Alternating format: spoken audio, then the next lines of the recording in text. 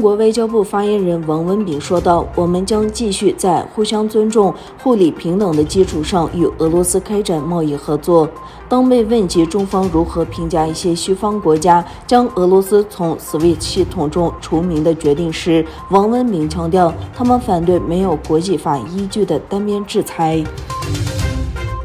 所谓的新疆民政部门上周发布通知，下令关闭许多与维吾尔文化和教育有关的非政府组织。通知中提及并关闭的机构中包括维吾尔古典文学与维吾尔十二姆卡姆研究中心、民间文学研究中心、因特尔维吾尔职业学校、边区贸易中心、亚特兰职业技术教育学校、多兰村美术家联盟、卡拉昆仑民族艺术发展中心、新疆历史文物翻译中心、新疆出版协会等160个重要中心和教育单位。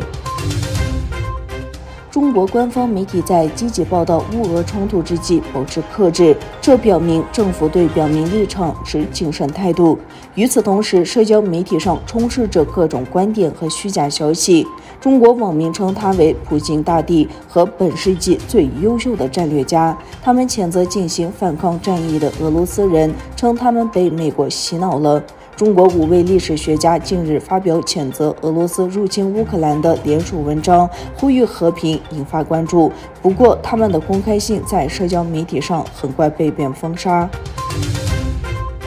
土耳其总统埃尔多安与科索沃总统在签署协议仪式上回答了记者的提问。在谈到乌克兰加入欧盟时的请求时，埃尔多安总统向欧盟国家发出了呼吁，请对土耳其加入欧盟也表现出同样的敏感性。埃尔多安总统说，或者当有人宣战并袭击土耳其时，你会把它提上日程吗？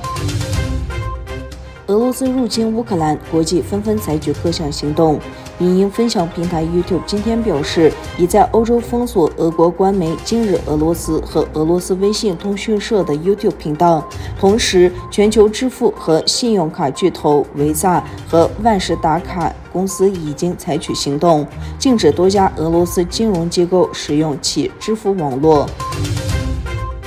俄罗斯国防部宣布将在吉普使用高精度武器打击对乌克兰情报机构进行信息攻击的中心。乌俄战争进入第6天，基辅电视塔和乌克兰第2大城市的政府大楼被炮袭，造成人员伤亡。俄罗斯周二一早炮袭了乌克兰第2大城市哈尔科夫市中心的自由广场，严重破坏政府大楼等建筑物。乌克兰的苏梅州欧科尔特卡市的军营遭到俄军的导弹袭击，造成70名士兵丧生。